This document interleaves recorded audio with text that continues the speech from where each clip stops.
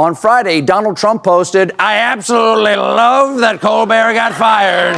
His talent was even less than his ratings." Would an untalented man be able to compose the following satirical witticism? Go f*** yourself.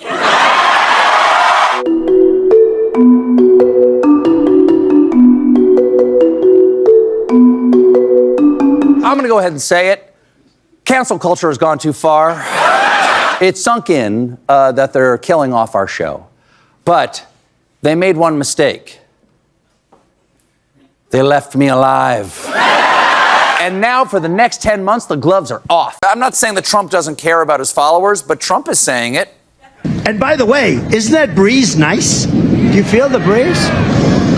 Because I don't want anybody going on me. We need every voter. I don't care about you. I just want your vote. I don't care. See, now the press will take that and they'll say he said a horrible thing.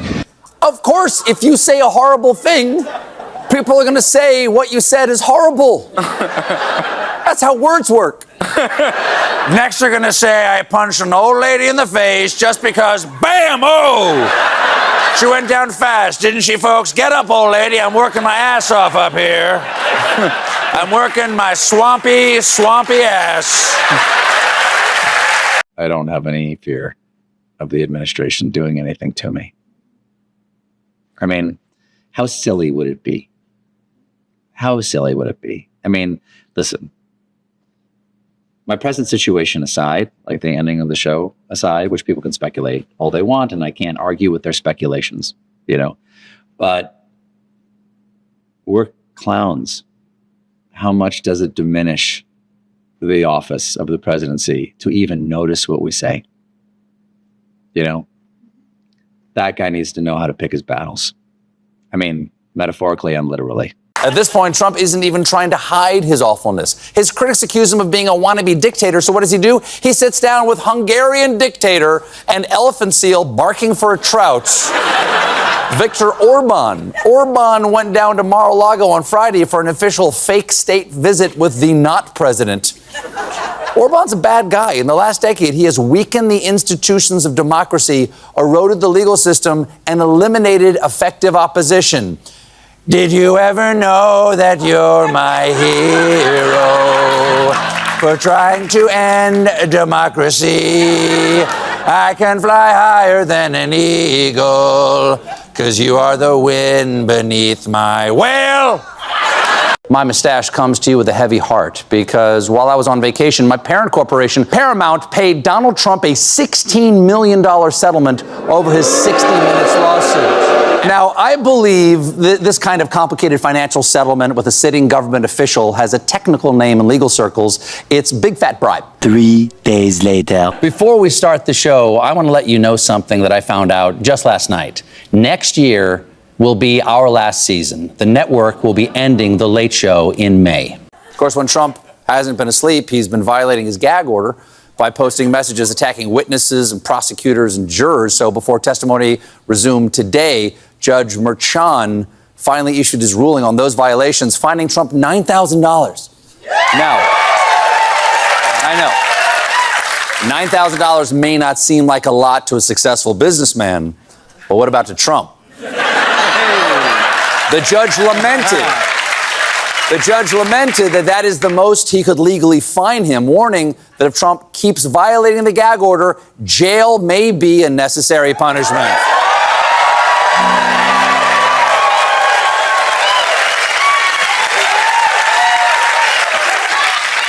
I don't know if it's necessary for Trump, but I need it. Oh, there's a fun little story from the Smile File. Donald Trump became the first former president to go on criminal trial. We'll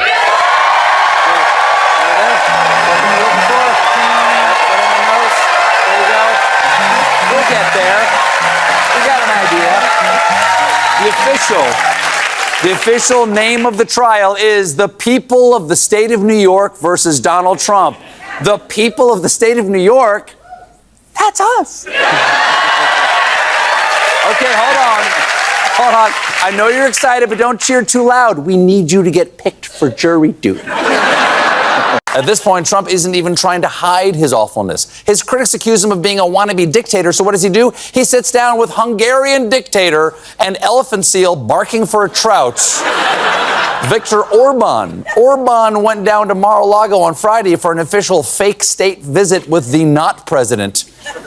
Orban's a bad guy. In the last decade, he has weakened the institutions of democracy, eroded the legal system, and eliminated effective opposition. Did you ever know that you're my hero for trying to end democracy? I can fly higher than an eagle, 'cause you are the wind beneath my wheel. What you're about to watch today is Stephen Colbert absolutely destroying Trump live on TV, picking every single one of his political scenes and breaking it down in two pieces. You see, what you just watched is just the start of it, because this video is going to give you more. And if you love contents like this, if you feel this content is relatable to you, feel free to subscribe to this YouTube channel and give this video a like. Let's keep watching. Complete chaos is erupting in the Middle East as a United States soldier was just killed at an air base in northern Iraq. Also, a British soldier was just killed at an air base in northern Iraq. This follows reports that Iran had targeted areas in northern Iraq, likely Kurdish positions. The United States is claiming that the U.S. soldier died in a, quote, training incident, a military training accident. That's what the UK Ministry of Defense is also claiming. But both of these service member deaths that were just announced, quote unquote, training exercises took place at Erbil Air Base in northern Iraq at the exact same time it emerged that the Iranians had retaliated against U.S. violations of the ceasefire by targeting northern Iraq in that exact area. This is the statement from the U.S. Army. On May 31st, a U.S. Army soldier died during a military training accident at Erbil Air Base in Iraq. The training was conducted with our British Army partners, who also lost a soldier. This from the British Ministry of Defense. It is with deep regret that we can confirm that a training accident occurred in northern Iraq on Sunday, May 31st, 2026. And as I noted, this was the exact area that Iran targeted after the United States targeted Iran in the Strait of Hormuz. Remember also that when Iran responded to U.S. airstrikes in the Strait of Hormuz a few days back, and Iran targeted a airbase in Kuwait, and several service members and contractors from the United States were injured. Do you remember what they said also? They said that they weren't hit by the Iranian drones and missiles, but that it was caused from falling debris in the area. And it's like, stop the lies, stop the cover up. And we need to just get at the truth of what's happening here. Meanwhile, the IRGC Navy claimed responsibility for a cruise missile strike on the MSC Syriska, describing that in retaliation as well for the U.S. military strike on an Iranian vessel, the Leon Star, in the Oman Sea. The IRGC claimed that the MSC Syriska is America Zionist owned, and they released this video moments ago. Let's play it. Now, in response to Iran also saying that they were suspending all talks and negotiations with the United States as Israel threatened further incursions as part of its invasion in Lebanon, Donald Trump just responded as follows. There was a little glitch today. The Iranians were upset about Israel's attack on Lebanon. So I spoke with Hezbollah and said, Hezbollah, no shooting. And I talked to Bibi and I said, Bibi, no shooting. And they both stopped shooting each other. Donald Donald Trump was asked by ABC why he hasn't signed the Iran MOU, Memorandum of Understanding, yet.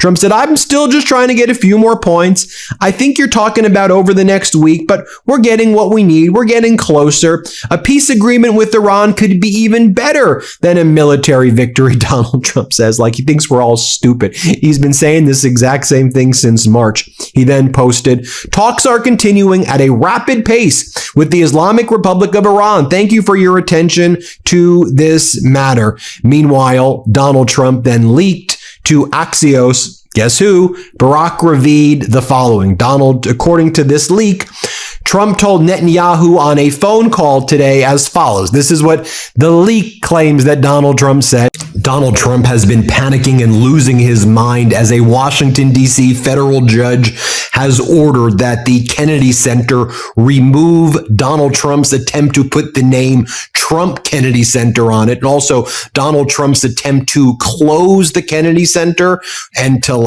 demolish it, or Trump claimed to renovate it. But as the people who filed the lawsuit explain, he's really kind of desecrating this historically preserved building. The judge says you need to stop going in there, stop what your construction work is, stop ripping it apart, and open it up. This belongs to the people. The Kennedy Center is a living memorial, first off, to former President Kennedy, and it is a memorial and a living and breathing important concert hall and venue hall in Washington, D.C. that belongs to the public and it belongs to the people. You don't have the right to just shut something down and put your name on it and put gold letters. And it was a fairly scathing order where the judge granted the injunctive relief request by the plaintiffs here. And it was Judge Casey Cooper who made this order.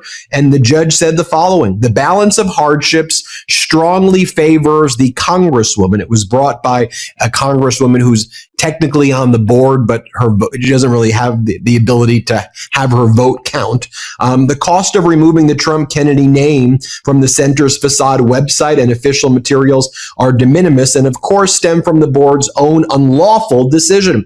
The defendants have pointed to no public interest that would be deserved by permanently enjoining the renaming, and there is generally no public interest in the perpetuation of unlawful governmental action. In sum, the court rules that the representative Betty is entitled to a permanent injunction prohibiting the defendants from effectuating the formal renaming of the Kennedy Center in honor of President Trump unless they receive Congress's approval to do so.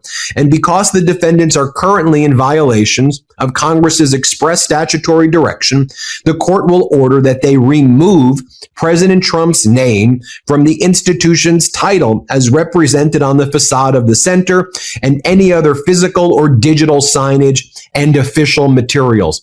In other words, Mr. Trump, tear down that name. Get rid of those names. And I know we were all looking forward to this. After this regime ends, I think this is going to be applauded and celebrated as his name, as the vile symbol that it represents on the Kennedy Center. Its desecration is now removed. Now, as I mentioned at the outset, though, Donald Trump is not handling this well.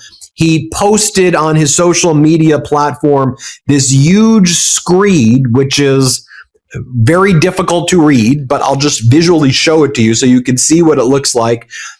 I'll try to cut to the chase, and I'm not going to read the entire thing. But Trump goes, shockingly, a judge appointed by Barack Hussein Obama, Christopher Cooper, ruled that the Kennedy Center, which was going to close in early July for large-scale renovations and construction due to years of neglect, decay, and poor maintenance, and which was to be transformed by the Trump administration. Now, the question is, why does Trump keep coming back against these late night comedians? You see, we spoke about Jimmy Kimmel, how he tried to get Jimmy Kimmel off ABC, and he did the same thing to Stephen Colbert. The question is why? Is it because they are reaching the masses? Is it because people are relatable to them? Or is it because it irritates him? Obviously, it should, because the way these people make it seem, they make it seem like everything about Trump's life is off. And rightly so, I understand why Trump reacts the way he reacts. But so far, so good. I hope these videos you've just watched entertains you, and at the same time give you some political insights of what is happening in the United States. From the Iran war to Trump acts, the way Trump acts, to the things he said, and how it affects our country on a real time. If you've enjoyed this video so far, thank you for watching. And if you love contents like this, subscribe so that you don't miss my next upload. I'll see you in another one, guys. Bye-bye.